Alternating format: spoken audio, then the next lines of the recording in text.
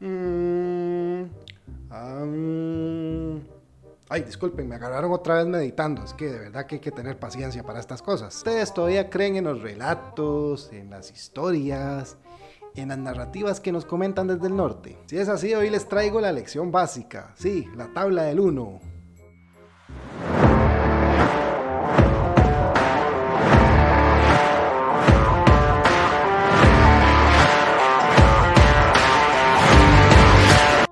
Tabla del 1 para los que todavía creen en esos discursos de defensa de la libertad, los derechos humanos, la lucha contra las dictaduras, la lucha contra aquel polvito blanco mágico que no quiero nombrar porque si no YouTube me censura. Hace unas semanas cierto depravado, cierto depredador, C-Sual, para no decir el término porque si no ya saben cómo es YouTube, y sí, efectivamente estoy hablando de Donald Trump, indultó al expresidente hondureño Juan Orlando Hernández, quien había sido condenado por el tráfico de este talquito blanco que ustedes ya saben cuál es, y que en otrora había sido presidente de Honduras haciendo fraude electoral, que está más que demostrado.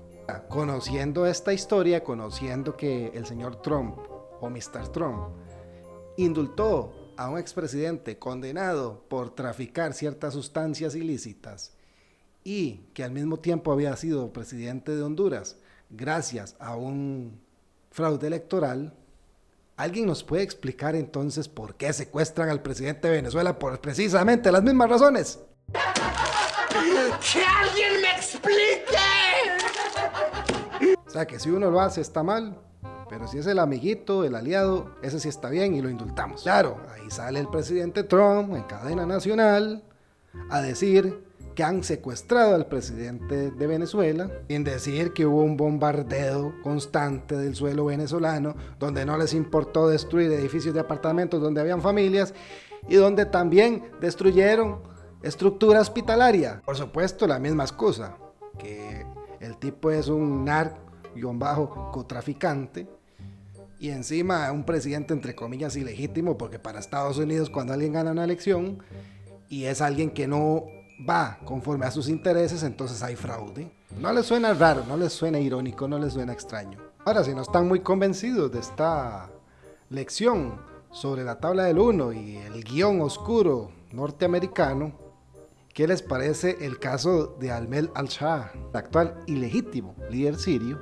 Pasó de ser un terro-brista, Estados Unidos le puso precio a su cabeza en $10 millones, a pasar a ser el gran aliado de los Estados Unidos de Norteamérica, el referente regional en Oriente Próximo y el amiguito que se pasea como Pedro por su casa en la Casa Blanca y en la ONU.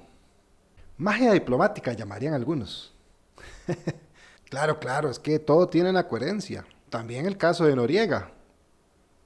¿Cómo olvidar a un tipo que pasó de estar en la nómina de la CIA, de ser un informante norteamericano y de ser el aliado estratégico en Panamá, en Centroamérica? Por supuesto, todo mientras cumplía con los intereses y estaba alineado al gobierno norteamericano.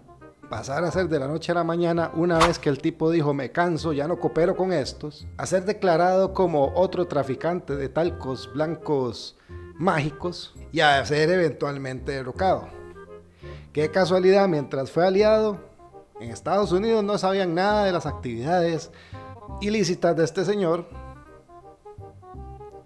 pero una vez que el señor se les puso rebelde, ¡pam!, descubrimos casualmente que se dedicaba a estas actividades, que estaba inundándonos de estos talcos. ¿Y el caso de Saddam Hussein?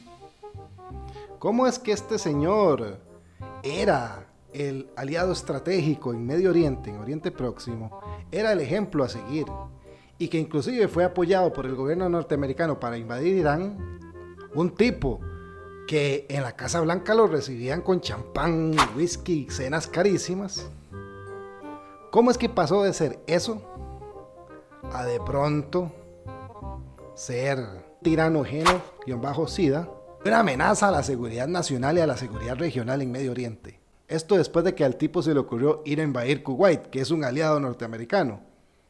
Conclusión, si no les ha caído el 20 de lo que estoy queriendo decir, Les estoy queriendo decir que el discurso de la seguridad nacional y el discurso de la guerra contra las drogas-gas es una farsa, es una mentira. Y que siempre, alguien que se le sale del canasto al gobierno norteamericano, le pasa lo mismo que le pasó a Nicolás Maduro. ¿No creen ustedes que ya es demasiado de seguir creyendo en ese relato y de seguir creyendo en la historia oficial? ¿No creen ustedes que ya deberíamos empezar a cuestionarnos un poco lo que nos dicen los medios de comunicación? Tabla del 1, hay que aprendérsela de memoria porque pareciera que en pleno siglo XXI hay que repetirle a la gente que esto no está bien. Ya hay que aprender a multiplicar, por favor.